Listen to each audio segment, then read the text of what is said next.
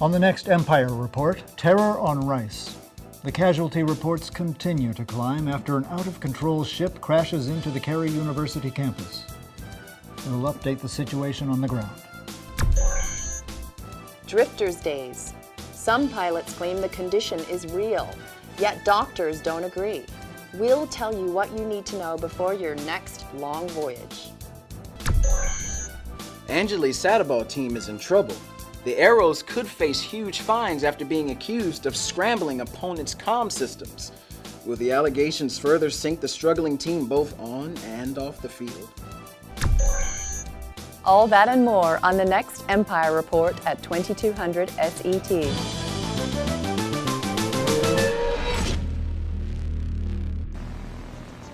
This video made possible by the ICC Stellar Surveyors and subscribers like you.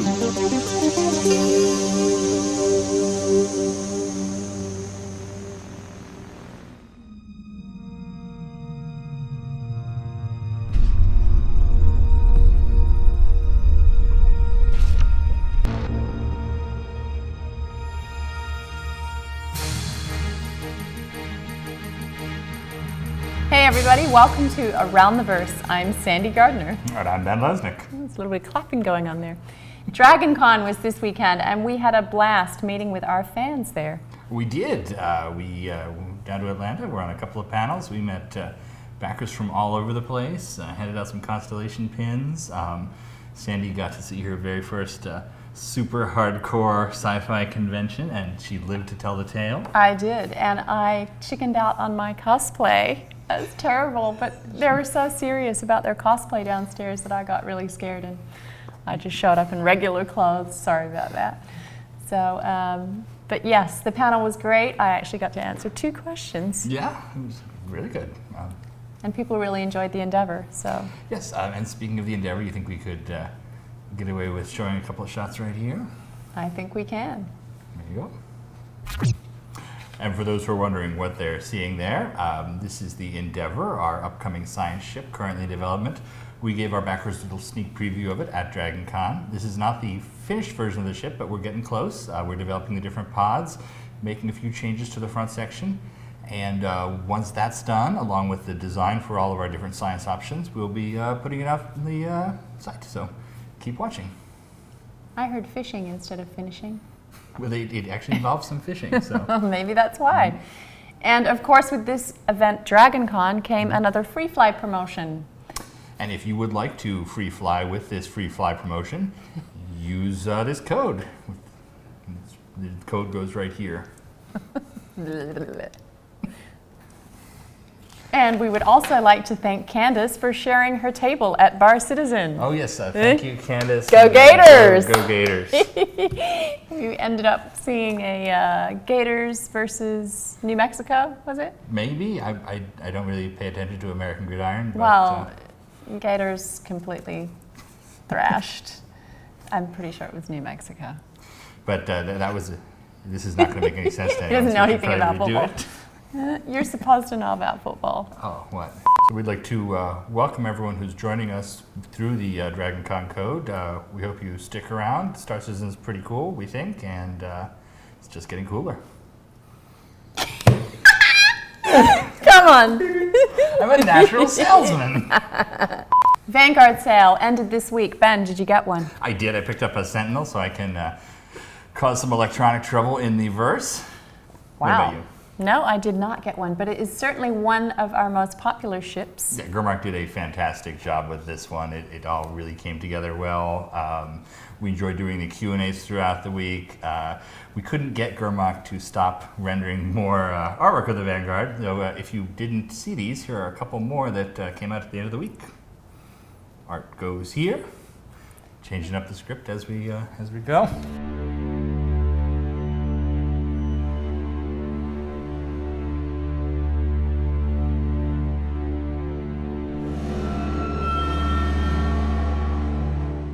You really knocked the puck out of the yard. I'm not sure what that means. And you're not that big on sports, are you? I'm not big on sports. I don't know a puck from other sport thing. This week also saw the release of the newest addition to our website, the Community Hub. The Community Hub is our new front page for Star Citizen backers aimed at getting you even more information from all sorts of sources. We know that our backers create incredible content that often does not get to be highlighted all the time because we only have a short period for that on the show. So now we have a cool community hub that'll show off videos and news and editorials and just everything that our backers put together, along with more in-depth content from CIG. So please check out the community hub. We are, kind of in the final stage of testing. Everyone should have access to it now. Thank you to those 2,000 testers, by the way, who helped us populate the community hub so it didn't show up empty. Oh yes, that's the great thing about Star Citizen, is being able to rely on our backers to make things better. And the next great Star Citizen contest is something that will be showing up in the community hub soon too. Yes, I'll watch for that. We announced it a couple weeks ago, and details are forthcoming. And the Issue Council, did you talk about that enough? I have not talked about the Issue Council yet, but I will right go. now. We are kicking off the Issue Council, which is our new bug reporting mega system. It'll be going live this week.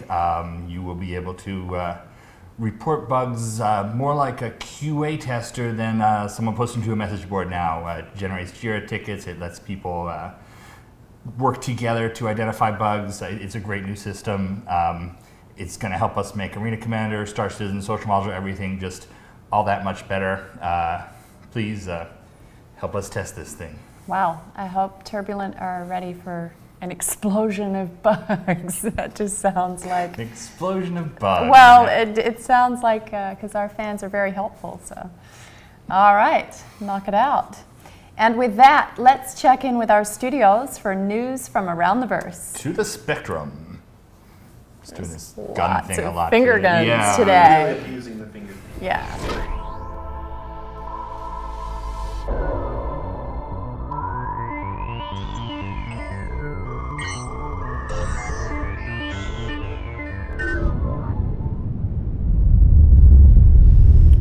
Hello again. We are back here in Santa Monica, California, Cloud Imperium Games. My name is Darren Warlick, and this week Eric Chiron Davis is not in the office, so I'll be doing this week's news solo. To start off, we've got some fundamental changes that we are making to the Ghost system. In the past, we've talked about the Ghost technology that we are applying to how certain animations and certain states of the ships are monitored and observed.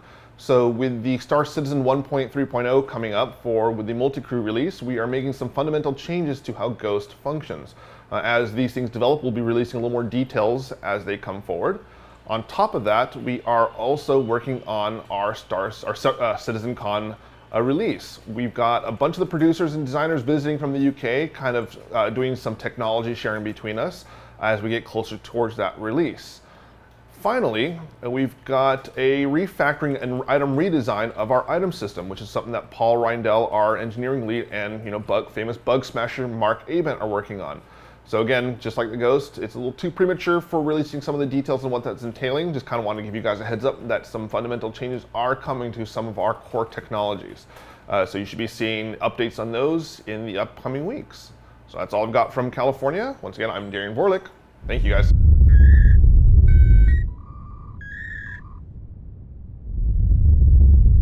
Hey guys, Jake Ross here, Persistent Producer of the Persistent Universe, and I'm here with you this week to talk a little bit about the PU. I'm repping my alma mater today, Texas A&M. Congrats to them on their victory over the weekend. Whoop! So I'm here today to talk to you about our mocap shoot that we just wrapped up on Friday. We had a little mini mocap shoot actually here in Austin. With our lead animator Brian Brewer was there. One of our designers Rob Reiniger was also there. A couple of our other animators were there helping out to capture more emotes for you guys. So we're hopefully going to be aiming for 25 more emotes to put in for our next release, so you guys can express yourselves in more ways than just 7. So look for that here in the next release, and we'll be adding audio to those emotes as well. So not only will you be able to express yourself, but you will be able to express yourself audibly as well. So that'll be fun.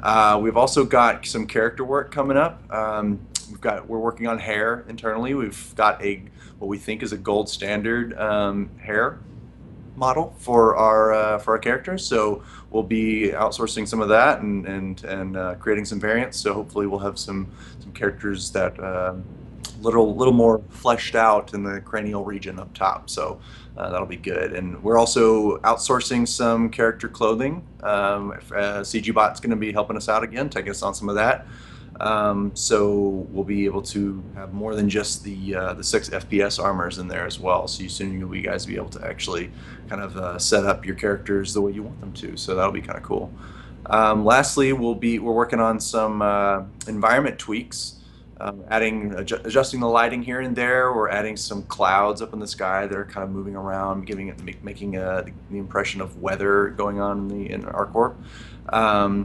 We're also working on a separate section of ArcCorp. So one of the alleyways that leads back into the depths of Area 18 kind of doesn't lead anywhere right now, but we'll be opening that up to a new area pretty soon, so that'll be cool. And fleshing out our Corp Area 18 one step at a time. So look forward to that in the near future. So that's all I got for you this week, guys. Thanks, and I'll see you around.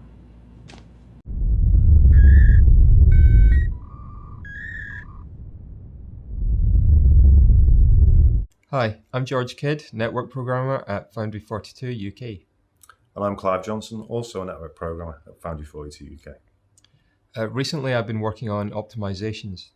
For a network programmer, typically this would mean reducing bandwidth and latency in the client, but at the moment we're more concerned with CPU usage as we scale to greater numbers. You'll have seen the benefit of some of this with the increase in the player cap to DFM and the 25 player count that we currently have inside the ArcCore social module map. So far, this work has largely revolved around some fairly high-level things like disabling features we no longer need, changing container types, as well as some lower-level memory copy, bit shifting type operations. As time goes on, though, we're really kind of pushing what Cry Network can support. It's a system designed for tens of players, and we're replacing entire components with something more appropriate, scaling towards the hundreds of players that are going to be required for the persistent universe. I've been working on the Global Entity ID system, which is a replacement for the old Entity ID numbering system in CryEngine. The previous system had a limitation where it only allowed us 65,000 entities, where an entity could be anything like a ship, a player, a weapon, a door, anything that you might interact with in the game. The new system uses 64-bit IDs, so we can have literally quadrillions of entities now. The other benefits of this system are that it simplifies the network binding, which is the process by which an entity identifies itself over the network so that the various clients and the server all know what they're talking about, the same entity. It's also an important first step on the road to PU because it allows us to give each entity in the Star Citizen universe its own unique identifier so that it can be registered with the PU database on the back end. I think that's it from us. Yep. Thanks for your time. Thanks, guys. Bye. Bye.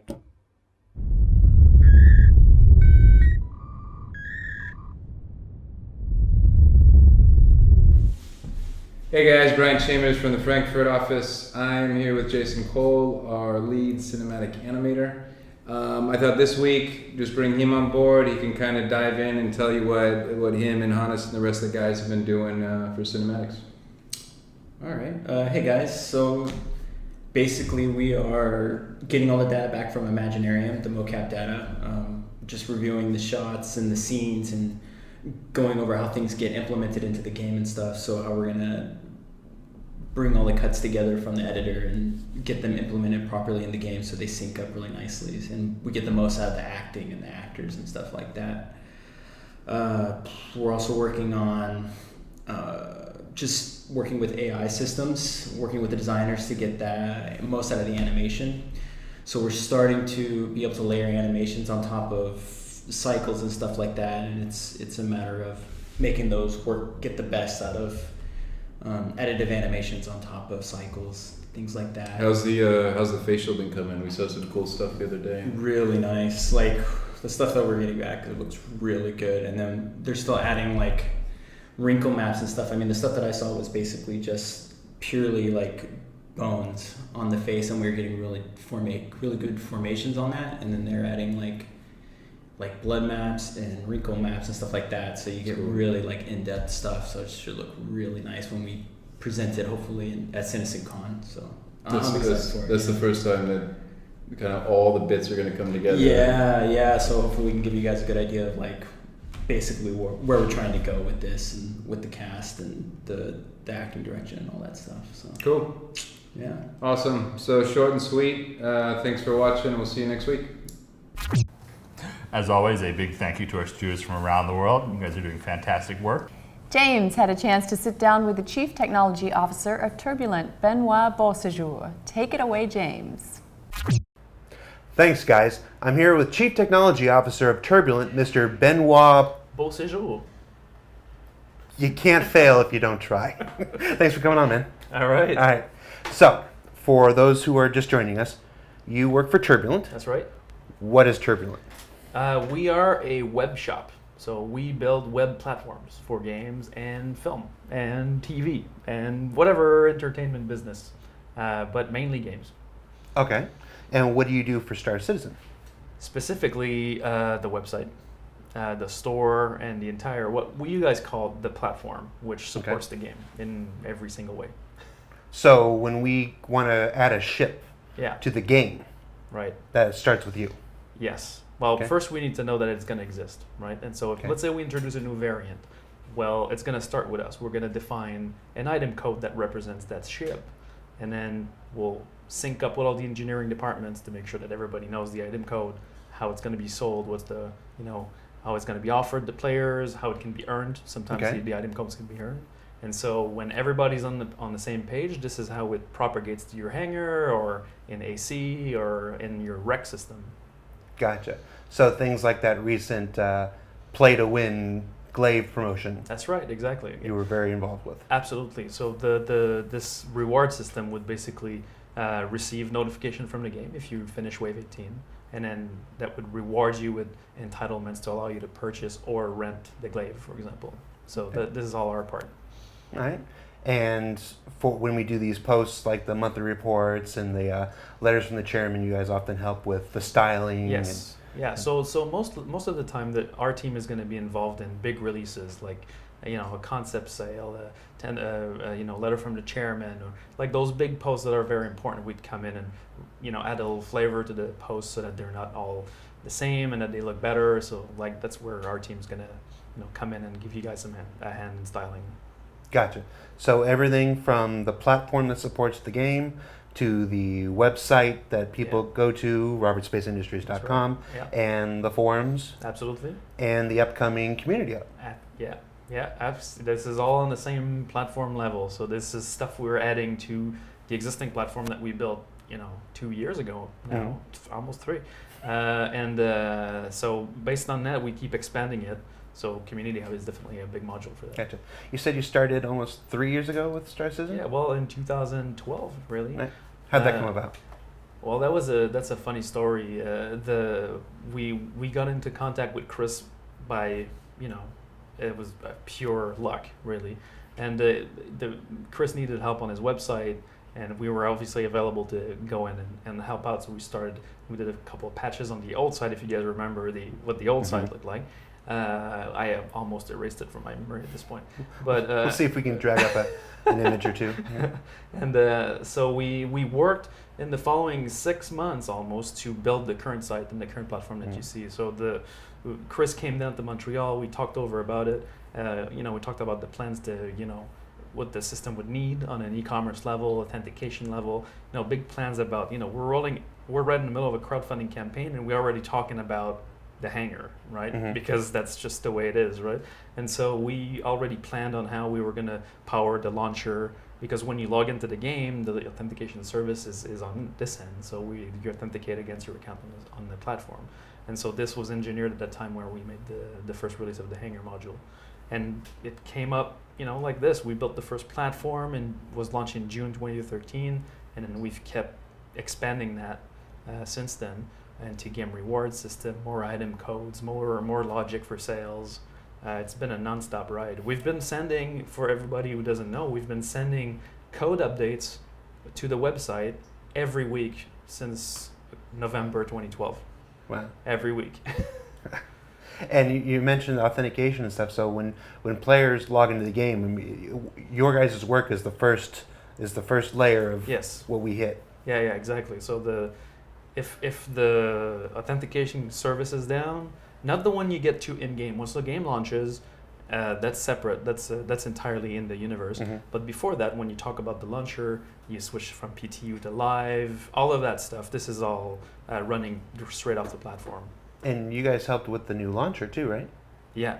So the team in Austin, who's been doing a fantastic job with the new torrent launcher, needed our help to basically take the old UI of the previous system and port it to this one. So we rebuilt a UI that would allow us to fix this PTU switching issue that we've been having for a long time. Yeah, whose idea was it to finally put live and PTU in the same launcher? That was me and Jeremy Masker, basically from Austin, who really just decided to merge that. But yeah, we needed a solution because the previous launcher wouldn't allow it to gracefully switch between P2 and live. It was actually a complete, repatch. It was terrible. I remember.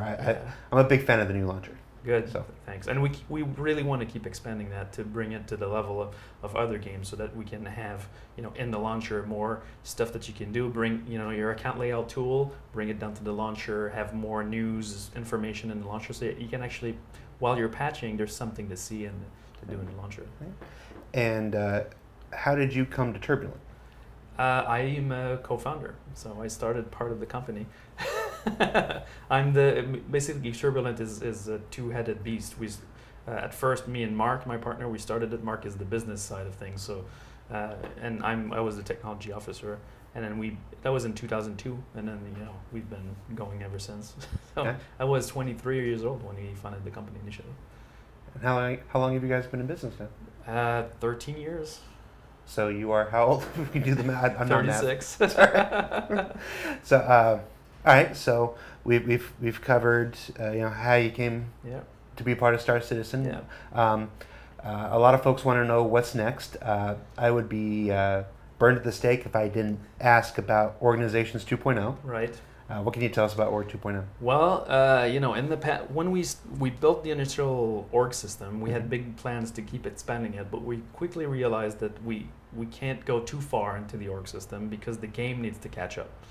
We need to be able to have these systems interact together, and so if we went too far on the org system, the game wouldn't be able to follow, and then we'd be re-engineering and wasting backer money doing that. And so the tail wagging the dog. Yeah, exactly. So, but we still want to keep expanding the org system. We're currently talking about adding more microblogging functionality to the orgs, and we've basically deconstructed our initial roadmaps so that we could deliver more things, more communication tools is what we really want to focus on next, instead of trying to add more structural features, which would require more game support, which is clearly the game side of things is on a rail that needs to continue. So we really want to add more communication features to it. We're not sure what the roadmap is yet because we're launching a lot of new things right now that we need to support, but we really want to keep expanding that because we know that the most difficult thing right now for org leaders is to communicate with their members.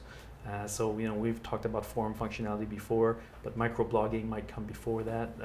That's pretty much what I can say for now on orgs. All right, so Org 2.0, we've got the Community Hub coming, and something called Issue Council. That's right. What can you tell us about Issue Council? I'm very excited about that because that's a really, backers have been always, when I talk to people online, they always tell me, is there a way we can help more the game? We can test the game, we can participate more.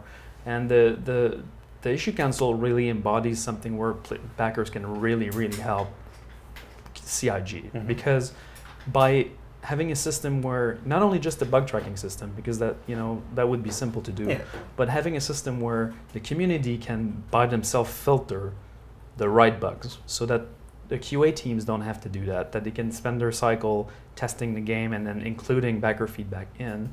That makes it very more streamlined. It's going to save a lot of money to the company, and it's going to allow backers to really help out in a meaningful way by testing other people's bugs before they reach CIG. And then by default, it's also going to make us accountable on these bugs, right? Because they will exist, we'll acknowledge them, and then we'll fix them, and then this will continue. So it's going to be a very healthy process, I hope. It's sort of the realization of one of the original pledge tenets that our backers would help us develop the game. Exactly. And so when a bug goes up there and 50 other people all share that same bug, they can let us know. Yeah. And it helps us identify these things much That's faster. right. That's So, the idea anyway. Yeah, the first layer is that bug valid? And so other players can say, I have that bug, or I don't have that bug, or I think that bug's invalid, right? So that's really the first layer of filter.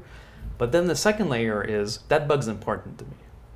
Mm-hmm. You know, I want this fixed, right? And so this prioritization layer is going to help producers in their daily life, in their, looking at their Jira tickets, they're going to be able to see a community rating attached to everything. So this is going to influence daily decisions. It's really bringing the voice of the community inside the scheduling process for these tickets, which is super interesting to me. Gotcha. Well, thanks so much, Benoit. No problem. It's been a pleasure, man. This part where we shake your hand. That's right. And we say, back to you guys. Ready on 3. 1, 2, 3. Back to you guys. Does James look different? His head is certainly bigger. Too much hair. His face is stupider. Wow. Speaking of hair, let's check in with Matt Sherman for a look at how electronic warfare is shaping up. It's a segue worthy of me. I've learned from the best. Hi everyone, Matt Sherman here, technical designer at the CIG Los Angeles. I wanted to talk to you guys about a new feature we unveiled a week or so ago, electronic warfare. So there have already been a couple of different questions and concerns I'm seeing popping up in the forums, and so just want to clarify a few things for you guys so you have a better idea of what we're looking to accomplish with this system. First off, I saw a few concerns that EMP might be a bit too overpowered from the way it was described. Don't worry about that. We want it to be a balanced aspect of this system, but not a guaranteed win. It's not going to be something that you would trigger, cheap and easy, as it were, on your ship, where an EMP warhead would, have a set payload. But if you're doing sort of a Matrix style, pop the EMP on your ship, well, their ship went down too when that burst went out, so it's not going to be a totally free attack. The next thing I saw a few concerns on was what we were describing for the data spikes. And so for that system, and just electronic warfare in general, it's really going to be a few different layers of gameplay all stacking on top of each other. And the data spike would be used for the hacking layer, which is, spike a target, and now you want to start hacking through their systems to shut down individual components, other aspects of their ship. The reason that we're putting a missile behind this and actually having it take a consumable is that kind of a shutdown is going to be similar to, blowing a guy up with a torpedo. So if it requires an ordnance for a kill, we want it to require some sort of ordnance for electronic warfare. That doesn't mean there won't be other ways like disruption cannons and then also, EMP bursts to try and disable a target without using these missiles. But the higher the risk or the higher the reward, the more risk that you're going to have to put up front for it. All culminating where if you're doing an on-site hack against an enemy ship, that's when we would open up the chance of, okay, now you could set a self-destruct timer, now you can make things go critical, because you're not going to just set a snap destruct timer and kill yourself. You're going to give yourself enough time to get out, and so the people defending, they'll have enough time to react to what you've just done.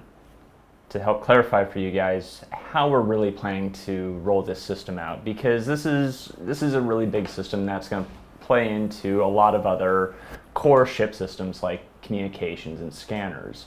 So it's going to come out piece by piece. The first thing that we want to get in place for you guys is the full function of distortion weapons. Right now it's partway there, but we haven't got the right, ship shutdown that can happen when you've hit a target enough. So that's going to be one of the first things that we're working at getting added in. That'll also carry with it, some of the early work for EMP-based attacks, most likely in just the form of an EMP missile. Where you'd be doing a massive amount of distortion damage in a small area. After that, we're going to start, just layering things on. So once we've got our full communications and scanner systems in place, then we'll be able to add in jamming and data interception from that. After those are up and running, we'll have multi-crew be built out and a bit more fleshed out, and then we're able to start adding a lot more of the nuanced gameplay that's going to exist inside the avionics system, which is what houses all of these electronic warfare components. And then the last big step is really going to be the active hacking gameplay. And it's still something that we're getting sorted out. It's not going to be 100% super real, but anything that we abstract, we're going to make sure we're faithful to the intent of that gameplay. We're not going to have it just be a pipe dream for every single component, because that doesn't make sense. Communications would handle one way, scanners another, or taking down a power plant, something different. So we're still researching that. We're still working on some options. So definitely leave your feedback. Any games that you guys really enjoy that you thought had great hacking mini games, send us your thoughts, because we're definitely still growing this system to make sure that it's a nice, big, comprehensive part of the world at large. So hopefully this clears up a couple questions that you guys may have about our plans for the electronic warfare system. But don't think this is going to be the last we're going to post about it. As we get these different layers of the system online, we're definitely going to be making additional posts to really detail out the exact mechanics that we're going to be introducing into the game, so that you guys know exactly what you're getting yourselves into. Again, I'm Matt Sherman, technical designer here in CIG Los Angeles, and back to you, Ben and Sandy. Thanks, Matt. Does Matt look different to you? We already did that bit. Oh, well then, we should move over to Shipshape with Lisa Ohanian. I heard she's talking about the Avenger this week. Avenger? I hardly know her. Ben! You have much to learn. Here's Shipshape.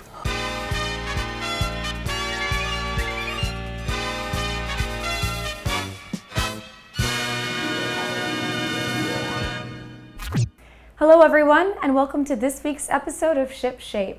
This week we are going to be featuring the Avenger and talking about some of the work that our developers over in the UK have been doing to make this ship more modular. Now currently we have two artists who are focusing on this ship over in the UK, as I mentioned. The first one is working on the cockpit, and the second one is working on the cargo module. These are the two I'm going to talk about and show you some images of today. We'll go ahead and start with the cockpit. You'll see here that we have some very work-in-progress images. In fact, these are explorations. None of this has been signed off on, but it's a direction that we think we're going to want to go with. Now this shows, you'll see, the proposed layout for the double cockpit in the ship, including these screen layouts.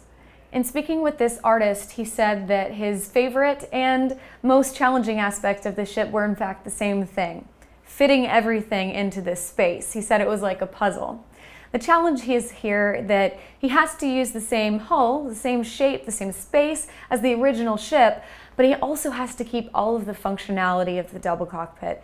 Again, he's had a lot of fun with it, but it's been a challenge to lay everything out on the inside.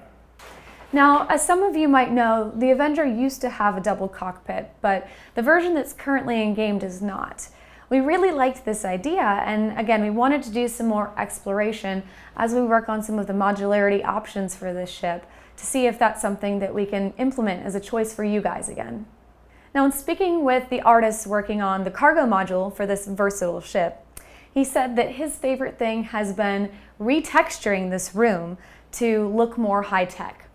He noted that he added some magnetic plates to the floor, all the better to hold and secure cargo during flight.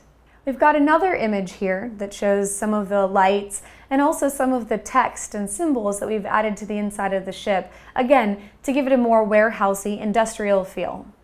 We've got one more image highlighting the lighting fixtures, the cables, and you'll also notice a bunch of the text around the room to give it more of an industrial feel of a work area. You might have noticed, looking back at all of these images, that it shares a lot of the textures with the Retaliator. Since they're both Aegis ships, we wanted to make sure that they had somewhat of a unified look. Now, the artist working on the cargo module for the Avenger said that, hands down, one of the most challenging things was modifying the inside of the ship to still fit the outside of the hull.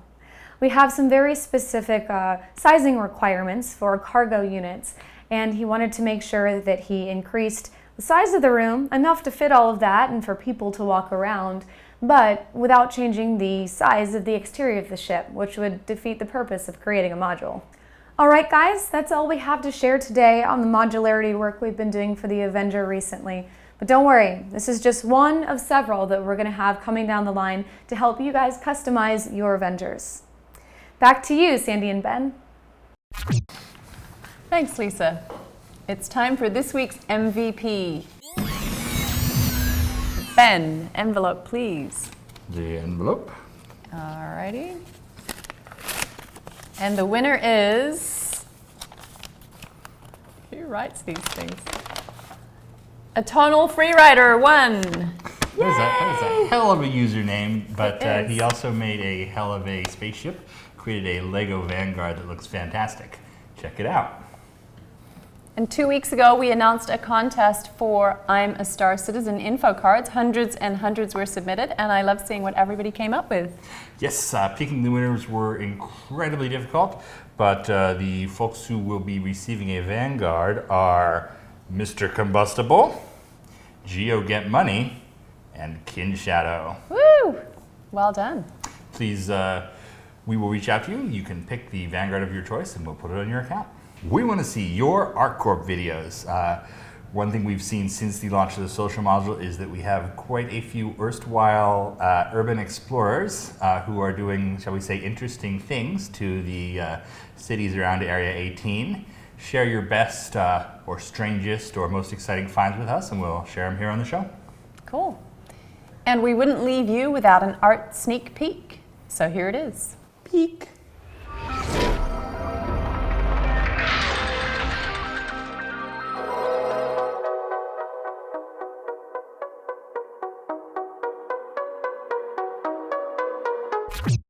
Be sure to tune in to Reverse the Verse tomorrow at 11 a.m. Pacific on Twitch. We'll be answering your questions about that sneak peek and all other aspects of Star Citizen. And it will be a full house this week. No more solo Lando. Aww. Thank you, as always, to all of our subscribers for making this show possible, and actually all of our other video content possible as well. So thank you, subscribers, and we will see you next week on Around the Verse. Around the Verse. You and your finger guns. I'm addicted to finger guns, and the only cure is more finger guns. Take that, folks.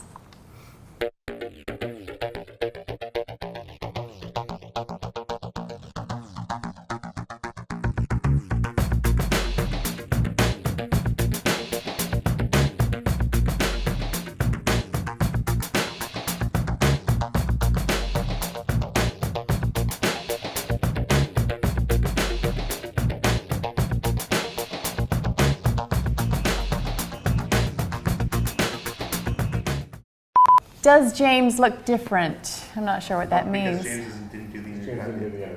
Okay. Does James look different? His head is certainly bigger. Too much hair, I think. Oh wait, I think we. Wait. No, wait. I'm B. You're S. Okay. All right. Does James look different to you? His head is certainly bigger. Too much hair. Oh my God. Do you put all these Okay, takes can we at the end do of the one more episode? time, please? Go.